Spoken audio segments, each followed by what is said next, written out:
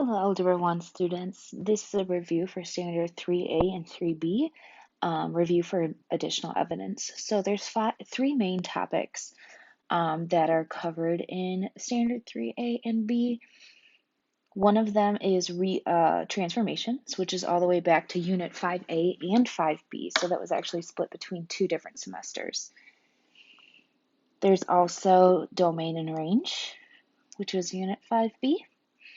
And then, of course, your key features of your quadratics. So for each section, I'm going to do a little review and then some additional practice. So a review of the concept and then diving into the specifics. So here's the video for just recapping transformations. So like I mentioned, this actually goes back to Unit 5A. And we talked about all these different transformations. So there's A, B, H, and I haven't used green, K. So those four letters, or when we have an actual equation, it's going to be a number, can tell us a lot of things. So the first question that I always say for students to ask themselves is that is the value inside or outside? So is the value, and when I say inside or outside, we're really talking about of the function. So we learned different functions, inside or outside.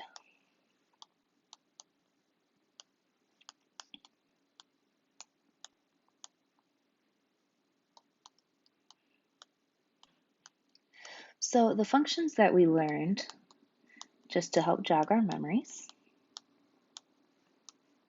we learned the square root function. So inside would actually be inside my square root versus outside would be on the outside of that square root side.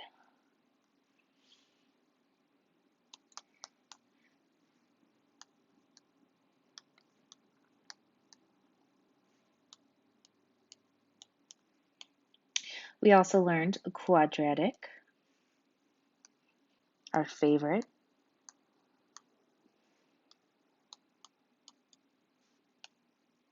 And then we learned absolute value.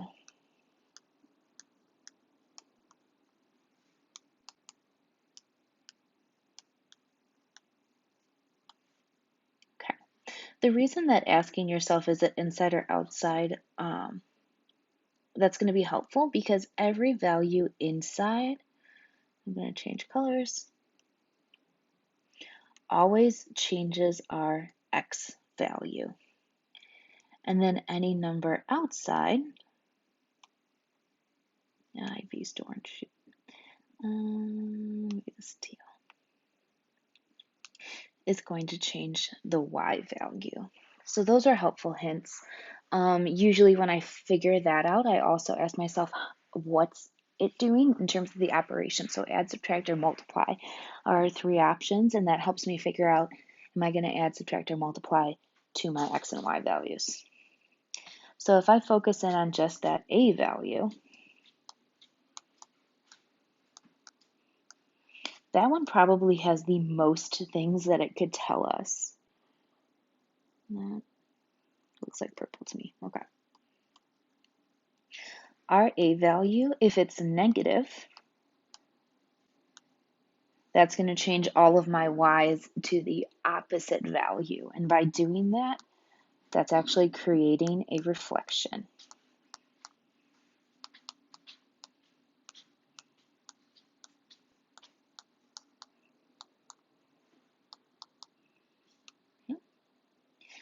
Then I can look at the actual value. So I'm going to call this the absolute value of a.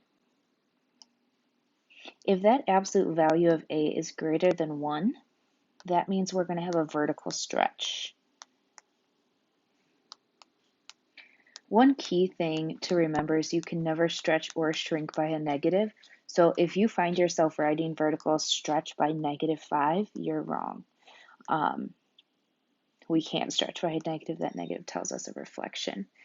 Another helpful thing is if a number is greater than 1 and I'm multiplying it by that number, say 3, that number is always going to get bigger, which is why that's a stretch. Meaning if it's less than 1, that's actually going to be a vertical shrink.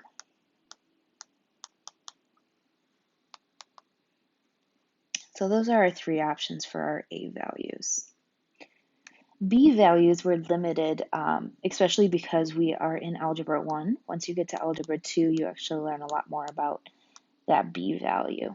So the first thing I notice is it's inside, which means it changes the X values. And the only thing we've ever learned about that value is what happens if it's negative. And if it's a negative, that means we're multiplying our X's by a -1, essentially, which means I'm changing the sign. So if I change the sign from a positive to a negative or negative to a positive, that's always a reflection. In this case, it's going to be over the y-axis.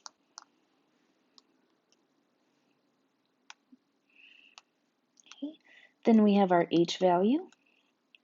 So whenever we have something in parentheses, we want to make sure we get it back to 0. So if I saw something like x plus h, that actually means we're moving to the left. If I saw x minus h, we're going to the right. And then that same thing applies to k. The only difference about your k is you'll notice it's always outside. So if I see plus k, that means it's moving up, the function's moving up, and then minus k is I'm going to go down.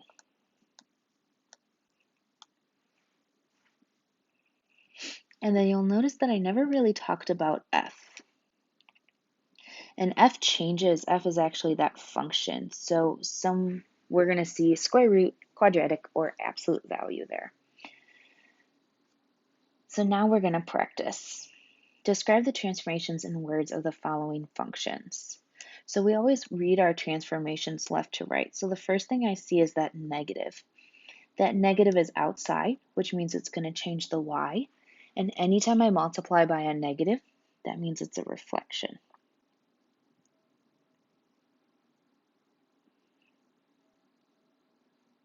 And in order to tell if you struggle with knowing what axis it is, think about if I go from positive y's to negative y's, which axis am I going across? So here are my positive y's. Here are my negative y values. So the axis I'm going across is my x-axis. And then I see the 5. 5 is outside, so it's going to change the y. It's being multiplied by the square root sign, so I know I'm multiplying all my y's by 5. That means that's going to be a vertical stretch by 5. And then the last thing I see is that -6. That -6 is inside, so it's going to change my x values. We have to be careful because we're trying to get it back to 0. So if I was getting that back to 0, I would add 6. And adding 6 to my x's would help me go to the right 6.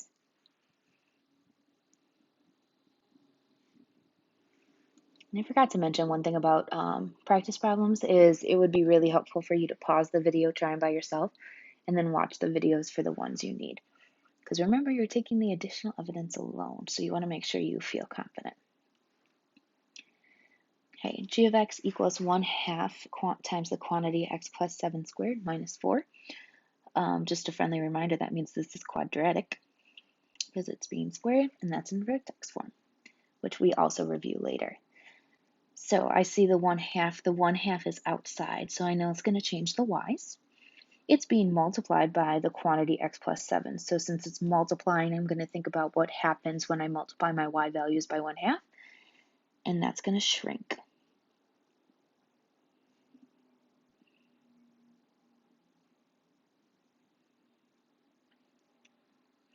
The next thing I see is that plus 7, and that plus 7 is inside, so that means we're actually going to shift left 7. And then I see that -4. -4 is outside, so it's going to change the y values. So that's going down 4. And then last but not least, here's an absolute value.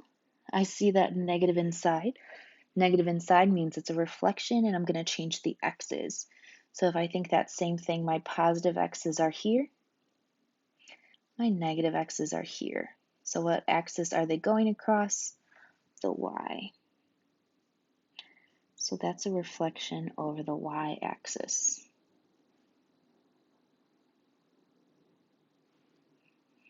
And then if I see that +8 is on the outside, which means it's going to change the y. So that's going up 8.